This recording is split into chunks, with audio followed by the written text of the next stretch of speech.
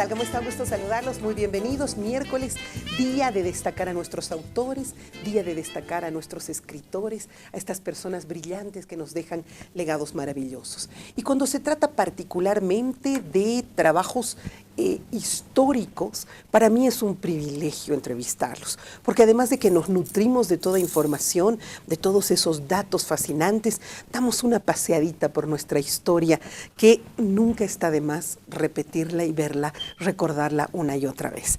El día de hoy tengo en mis manos un libro que se refiere a lo que ha sido un momento histórico, dramático, pero también importante para nuestra historia como bolivianos, la Guerra del Chaco. Estoy en compañía de doña Elvira Cárdenas Román. Ella es escritora de este texto titulado Oruro en la Guerra del Chaco. ¿Cómo está, mi querida Elvira? Gusto conocerla, encantada. Igualmente, para mí también es un gusto estar con usted y poder enseñar las cosas que yo he investigado y que la gente conozca, ¿no? Los hechos de esa época. Fuera de cámaras usted me contaba que tenía parientes que estuvieron en la Guerra del Chaco. Cuénteme un poquito. Sí, yo directamente tuve a mi papá.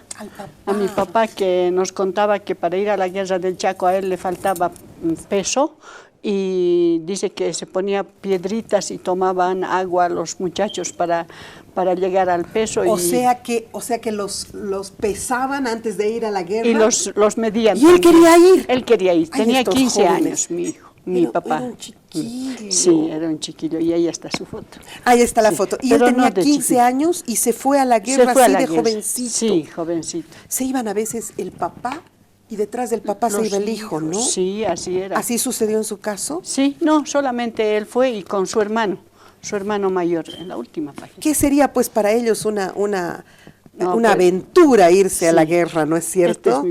Una hojita. Ahí está.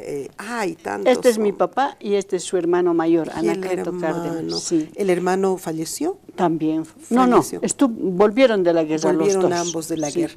Bueno, estos hombres que de alguna manera vivieron esa experiencia maravillosa, ¿fueron los que le dejaron el legado de todo esto que usted nos cuenta en el libro? La mayor parte. La Cuénteme. mayor parte, mi papá tenía como un diario que había hecho, y luego cuando volvió seguía escribiendo y recordaba, ¿no?, las cosas que habían pasado, y seguía escribiendo. Y mis abuelas y mis tíos, después de cenar, nos reuníamos en la mesa y ellas contaban lo que habían pasado en Oruro. Entonces, Las tías, también, pero no fueron a la guerra, se no, quedaron se en quedaron, Oruro. se quedaron. O sea, todo lo que habrá habido de carencias, de noticias que llegaban. ¿Qué más contaban las tías? Bueno, decían de que las cosas no eran muy buenas porque generalmente ahí, como se dice, en río revuelto, ganancia de pescadores, ¿no? Por ejemplo, dice que yo tenía una tía, una hija de otra tía abuela, que estaba en el Liceo Dalense. ¿Ya? Y que cuando empezó la guerra del 34, entonces el 33, las autoridades educativas clausuraron, Claro. cerraron el Liceo Dalense y las mandaron al Colegio Bolívar. Ajá. Y se fusionaron los dos colegios con una cosa de 1.500, 1.600 alumnas.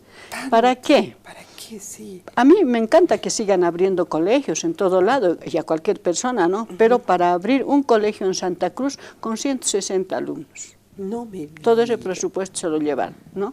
Entonces, y juntaron ahí a las jóvenes como los muchachos, inclusive. Sí, ¿no? Eso ella se quejaba y tenía el recorte. ¿Qué decían las tías? Las tías decían que había carencia en una época de guerra, porque nosotras ya no lo hemos vivido. No, pues, nos espantamos de lo que fue Octubre Negro. Así Nuestra es. gente, nuestros ancestros han vivido años de guerra. Sí, ¿Qué casi 5 sucedía? años, desde la preparación hasta la firma del acuerdo, ¿no?, de paz. Y ellos decían de que los trámites eran difíciles de hacer porque no había gente ya que en las oficinas, y si uno iba tenía que esperar o pagar para eso, pero tampoco había mucho dinero porque no había circulante, porque no había personas que compren ni vendan, ¿no? O sea, todo el mercado se paralizó. Casi paralizó, dice. ¿Y cuántos hombres han ido a la guerra en un porcentaje, digamos, que 40% de nuestros hombres se fueron a la guerra? Más o menos, sí. De Oruro han debido ir por lo menos unos 30.000, 40.000 personas. Imagínense, no bastantes, solamente hombres, ¿no? Mujeres también iban mujeres a la guerra. han ido, pero como sanitarias. Claro, Sí, claro. sí. Acompañando. Bueno, aquí yo voy a ir un poquito leyendo cada uno de los subtítulos que usted tiene para ir recordando de qué se trata y usted me cuente. Vamos a la segunda parte y dice el reclutamiento. ¿De qué habla usted en el reclutamiento? Cuando hablo del reclutamiento es cuando el momento en que los jóvenes entusiasmados, unos y los otros por obligación, van a registrar su nombre para ingresar ya al grupo de reclutas que van a salir a combatir. ¿Y cómo era? ¿Era 18 años cumplidos? 18 años cumplidos. Todos a la guerra. Todos a la guerra. Y después terminaban los de 18 años, pero entre esos de 18 años se colaban así como mi papá, ¿no? Quinceañeros. Sí, dice que había muchos de esos quinceañeros. Y luego después de los de 18 años, a los 2 o 3 meses llamaban a los de 19 años, y luego a los de 25, a los de 30, y luego a los de 30 para arriba, inclusive oficiales que vayan, porque faltaba hombres en el campo de batalla. O sea, y convocaban de repente a varones con familia, con Sí, hogar y con todo, no importa, la guerra. A la guerra. Y además les pagaban un sueldo, ¿no? Entonces la gente... A la familia que se quedaba. A la familia que se quedaba. Entonces los hermanos orureños mayores de 30 años o 35 ya casados con hijos iban por esa facilidad que tenían de que su familia iba a estar bien. Claro. Sí. Y cuando morían ellos ya no había el tal subsidio. Entonces se quedaba ahí, la familia en orfandad. En la orfandad completa, y ahí sucede que teníamos a la madre Nazaria Ignacia. Claro, ¿no sí, he visto acá una foto. Ella ya está santificada, Nazaria Ignacia. Claro, el ¿no es año cierto? pasado ha sido santificada por el Papa. ¿Qué tiene para contarme de Nazaria? Nazaria llegó y vio que más o menos el 26 llegó Nazaria Ignacia, no, más atrásito está. Ya. El nombre, La fotografía, la fotografía misma. Esta, ¿no? Otra. Hay más todavía. Sí. Ella es qué linda, ¿ya? Sí, y ella creó las cruzadas, la hermandad de las cruzadas pontificias. Entonces ellos estaban en el beaterio. El beaterio es un lugar donde las personas, las jovencitas en aquella época, casamenteras, entraban al beaterio, ¿no? Y estaban un año sirviendo a Dios y con las monjitas y las cosas que hacían para aprender a ser mujercitas, ¿no? ¡Qué interesante! Un año se quedaban y después salían. Por eso se llama beaterio. Entonces ella se quedó ahí y como veía que ya quedaban huérfanos, entonces hizo la olla del pobre. Fundó la olla del pobre con las limosnas que dejaban, porque eso también tenía su iglesia donde iban a misa, todo eso, con las limosnas que dejaban las personas, ¿no? Y ella llamaba el Banco de la Providencia. Y ellos, todos los huérfanos, familias en orfandad que habían quedado de los fallecidos en la guerra del Chaco. Sí. ¿Y qué se llama las madrinas de guerra? ¿Qué era? Las madrinas de guerra se han presentado en todo Bolivia. Y eran las enamoradas, o un muchacho que quería salir de combatiente, si tenía a su enamorada la nombraba madrina de guerra, o a su novia. Y si no tenía a nadie, entonces nombraba a una muchacha joven para que ella se ocupe de él, de esa persona, ¿no? Cuando le preparaban sus cosas, le preparaba revistas, periódicos, le preparaba tostado, le preparaba... Para despacharlo. Para despacharlo. Y luego cuando estaban allí, ellas se encargaban, inclusive viajaban las madrinas hasta Villamontes para verlos, y si no, por lo menos para mandar las cartas que los padres escribían y para recibir noticias de ellos, ¿no? Creo que nosotros nos hemos olvidado.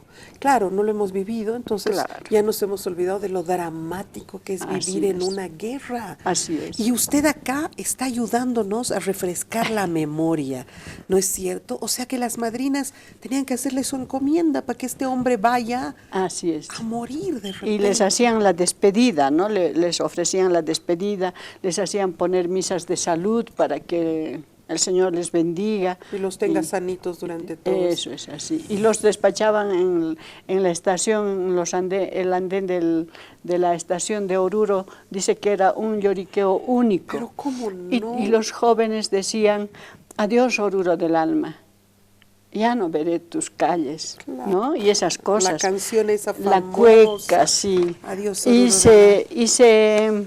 Y se volvió pues una cueca eso, ¿no? Y es adiós Oruro del alma, linda ciudad, claro, de mis sueños, ya no volveré a tus calles ni pisaré tus arenas. Ay, por Dios, me parte el corazón. ¿No? Y a ver, sígame contando. Acá tengo otro que dice, por ejemplo, Oruro inundada en los alrededores como no se había visto en mucho, o sea, encima del llovido mojado, como dicen, ¿no?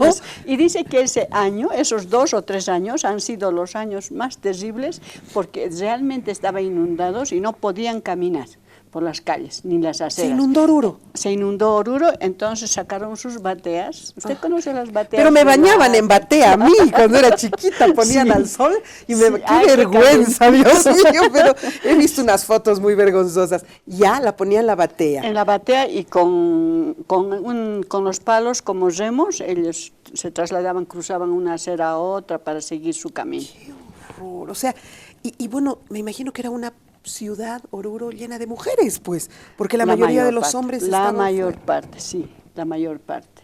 Qué dramático. Bueno, vida social tiene usted, Sociedad Pro Chaco de Señoras. Ah, había una Sociedad Pro Chaco de Señoras. ¿Cómo era eso? La Sociedad Pro Chaco de Señoras estaba formada por las damas de Oruro, ¿no? Claro. Y ellas se ocupaban de recolectar revistas, periódicos, también vituallas para darles a los reclutas que estaban partiendo, ¿no?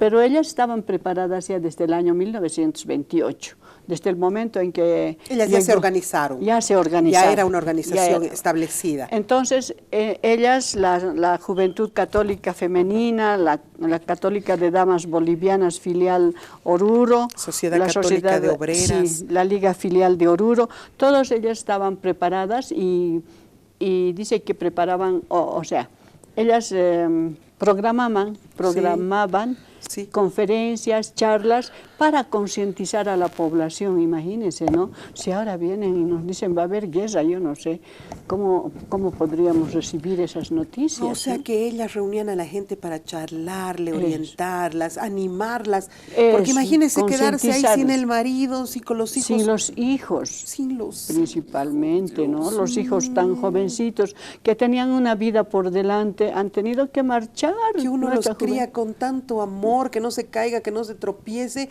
y luego que se lo lleven a la guerra, Dios sabe a qué, cuando sabemos que has tomado hasta sus orines en esa hambre que tenían y sed. Sí, eso nos contaba mi papá y nos decía, el hambre y la sed era una cosa que nos mataba, dice, ¿no? Mataba entre comillas.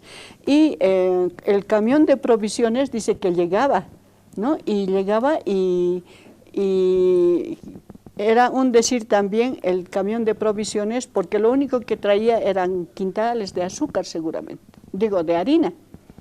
Tiraba eso y se pasaba, para el pan. Pero necesitaban el líquido elemento, agua, claro, y no tenían. Entonces se juntaban todos ellos y contribuían con su orina para hacer el pan. Ay, mi vida, ¿cómo le duele esto?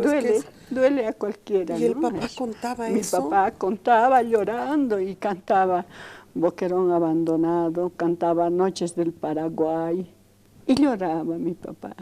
¿Cómo no, Dios mío? ¿Cómo no habrá sufrido, no? Todo lo que habrán sufrido esos hombres en silencio y nunca nosotros, bueno, nos habrán contado, pero qué valientes eran, ¿no? Eran valientes. Qué valerosos, de verdad.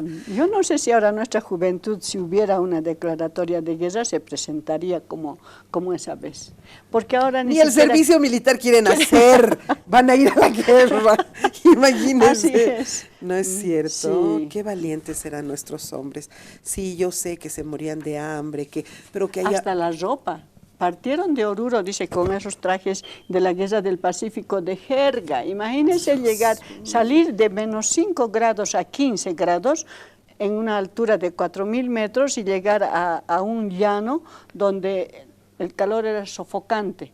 Y no había ese instante para cambiar de uniforme. No, Tuvieron que pues. esperar que llegaran los uniformes como podían, de una tela fresca. Una tela y peor nosotros, nuestros andinos. Claro. Su papá orureño, yo tengo tíos, mis abuelos también fueron a la guerra, paseños, nosotros acostumbrados al frío, a ir a ese infierno, porque no era otra cosa que el infierno verde. Sí. Claro. Todo tupido, dice que no sabían por dónde ir, si no había una sendita, que encontraban una sendita para un pie, entonces íbamos cavando, dice, íbamos,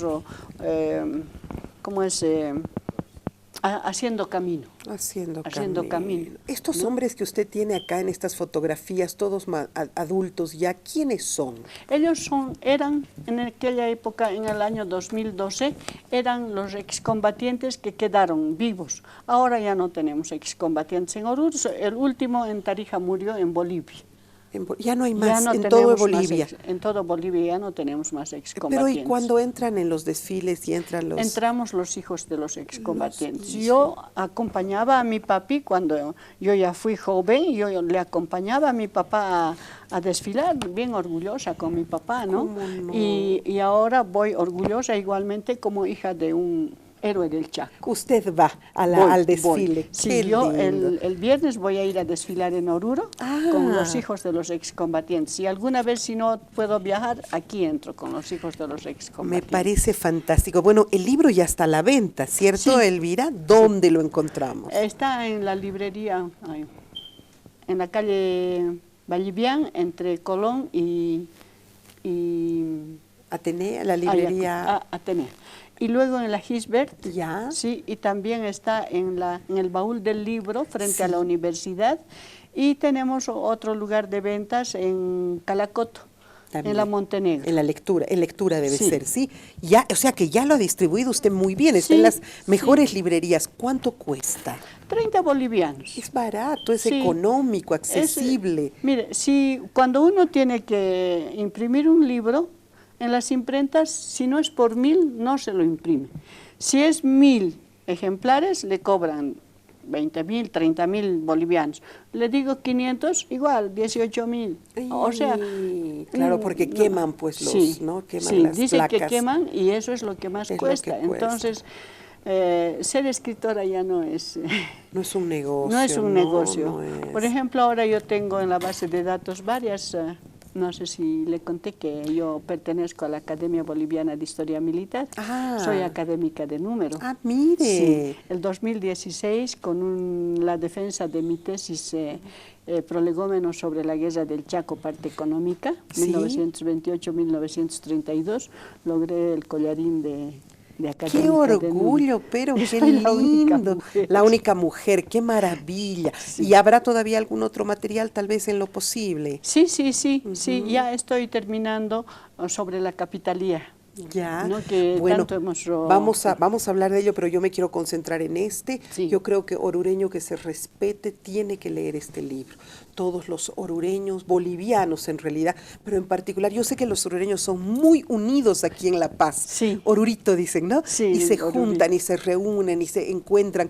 Entonces, ¿algún lugar donde puedan llamarla si es que quisieran comprar el libro directamente de usted? Sí, al 705-12315. 705, bien facilito. Sí. 705-123-15. Aquí está el teléfono de doña Elvira Cárdenas Román, 705-123-15. Ese es el número telefónico donde ustedes pueden adquirir directamente el libro. Si no, se encuentra en las librerías más importantes, Gisbert, Atenea, Lectura en la Zona Sur y el Baúl del Libro también. ¿Sí? O también los días jueves por la tarde Sí. tenemos reunión los de la academia y yo siempre asisto a mis reuniones, que es una de las cosas preferenciales porque aparte de que me gusta mucho la historia militar me fascina. Me fascina. Ahí tengo yo mis colegas que hablan de cada tema y lo desarrollan con tanto cariño, con tanto amor y con tanto conocimiento, que es, a mí me encanta ir los jueves. Muy bien, ahí también la pueden encontrar los jueves, Sí, si no en cualquiera de estos lugares. Es un libro que sin duda les va a arrancar lágrimas, así como nosotros mientras lo relatábamos nos hemos ido quebrando, porque este es un momento histórico trascendente en nuestra historia. Recordemos que ahí, como decía mi padre, nos reconocimos entre hermanos bolivianos y no importaba el color de la piel, ahí todos éramos uno solo. Ahí se generó el primer momento de nuestra identidad colectiva y creo que estos son pedazos, fragmentos de esa historia que todos, más allá de ser orreñas, deberíamos conocer. Doña Elvirita, qué gusto, qué honor conocerla y gracias por traerme el libro para presentarlo. Para mí ha sido un honor. Muchas gracias a usted y espero que le guste y lo principal, como usted dice, ¿Este es para mí? Sí, no, quiero que recuerden lo que han pasado nuestros padres. ¿Por qué estamos ahora viviendo la bonanza del petróleo, el gas? Por ellos. Ellos han ido a defender eso. Con su sangre, con sus vidas, ¿no? Y ahora nosotros estamos disfrutando del impuesto a los hidrocarburos. Por favor, tenga la gentileza de podérmelo ahí dedicar. Nosotros hacemos una muy breve pausa. Este material me parece fascinante y si usted tiene algún libro que esté preparando, que ya esté listo, háganos conocer, por favor, que con gusto nosotros lo vamos a presentar. Gracias, doña Elvirita. Gracias a usted. Hasta la próxima.